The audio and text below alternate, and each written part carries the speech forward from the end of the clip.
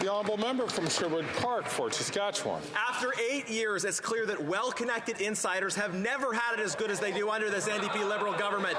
The Arrive Scam Watchdog report found a made-for-insiders process for this $54 million spend, where qualified companies were cut from contracts if they didn't have the right connections and experience. High-priced insiders got paid every time. This wasn't a bug in the system. It was a feature in a process designed to drive up costs and reward insiders. It's clear that this Prime Minister is not worth the cost. The only explanation for this insider protection scheme is incompetence or corruption. So which is it? Which is it? The Honourable Parliamentary Secretary. Mr. Speaker, I have to admit, when I was listening to the member opposite's question about insiders, collusion, corruption, I thought he was talking about their chief advisor, who is also serving as Loblaw's lobbyist. And, Mr. Speaker, isn't it interesting how they are blocking legislation to reduce grocery prices? When it comes to our government's record on issues of Arrive Can, Mr. Speaker, all procurement policies must be followed. We have made this very clear. Any reporting of wrongdoing will come with consequences. Can the members opposite say the same for their own house? The honourable member from Fort Saskatchewan, Sherwood Park. Mr. Speaker, that response had absolutely nothing to do with the question. That's right. There is a sham investigation. The government's investigator admitted that he's not independent. His job depends on the government's pleasure.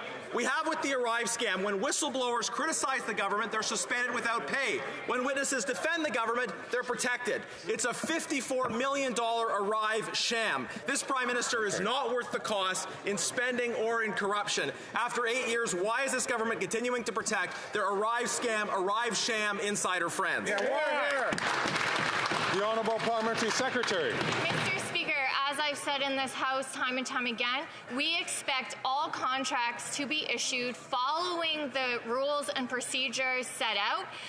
Mr. Speaker, CBSA is conducting audits, internal investigations. The police are being called in when necessary. And Mr. Speaker, let me be very, very clear. Any reports of wrongdoing will come with consequences. The Arrive Can app was created at a time to keep Canadians safe, and we expect contracts to be issued following the rules. The honourable member from Calgary-Midnapore. Mr. Speaker, after 8 years, this Liberal-NDP government wouldn't know accountability if they were hit over the head with it. Today, the Government Operations Committee heard from the Border Services Agency's head of professional integrity.